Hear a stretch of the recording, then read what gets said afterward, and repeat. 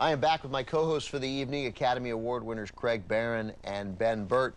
Now, guys, this won the Oscar for Best Special Effects for 1947, and Gillespie led that team, and there they are, the night of the Oscars. Gillespie on the right, always with the pipe. Next to him is Warren Newcomb, who ran the Matt department, and then Larry Parks, Jolson, was the presenter. And on the left, the man responsible for the sound effects in the film. Sound effects were also part of the special effects team at this time, the way the Academy defined special effects. And so the award went to these gentlemen who headed the departments that produced what we saw and what we heard. We just saw Green Dolphin Street. We didn't mention in the lead-in to the movie, the male lead is really not Van Heflin. It's Richard Hart, who died not long after the movie was finished.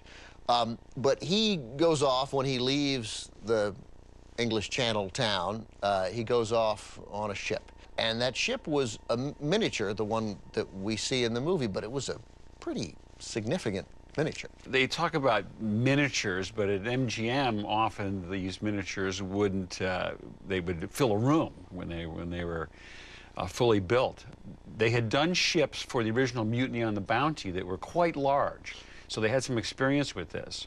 When it came to Green Dolphin Street, they built a very large scale, I think it was 39 feet long, ship which they could shoot not only in the backlot tank, but it could be taken out into the ocean under the right conditions and shoot against real clouds and horizon.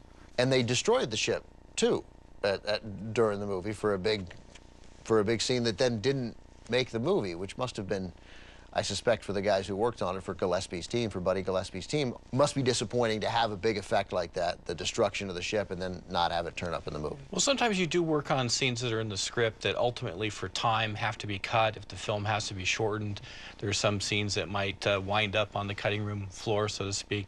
In the case of Green Dolphin Street, with the miniature, they had a different miniature for the destruction. The actual hero miniature that they used for the sequences actually went on a road trip. After the film, they decided to put the ship on the back of a truck and move it all around the country so that people could come and see it. And so there's these photographs of people visiting the ship and walking on it, and it would be parked in front of the movie theater so that people would see some of the process of how the film was made as they would go see the movie.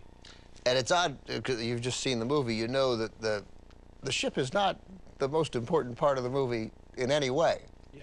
But nonetheless, it's a marketing campaign. It's a marketing campaign, and it's an impressive miniature. And you're right, when I think of miniatures, I always think of something that you could hold in your hand, and this is... Yeah, it's not a ship in a bottle. Yeah, it would be a pretty big bottle. Guys, good stuff. Thank you very much. Coming up next, more from A. Arnold Gillespie, this time in a topsy-turvy musical starring Fred Astaire and Jane Powell. Tonight on TCM's Friday Night Spotlight, Jane Powell ditches her career aspirations for a royal wedding. Then Eleanor Parker takes up with a traveling troupe and falls for Scaramouche. And Gary Cooper and Charlton Heston dive deep for the wreck of the Mary Deer.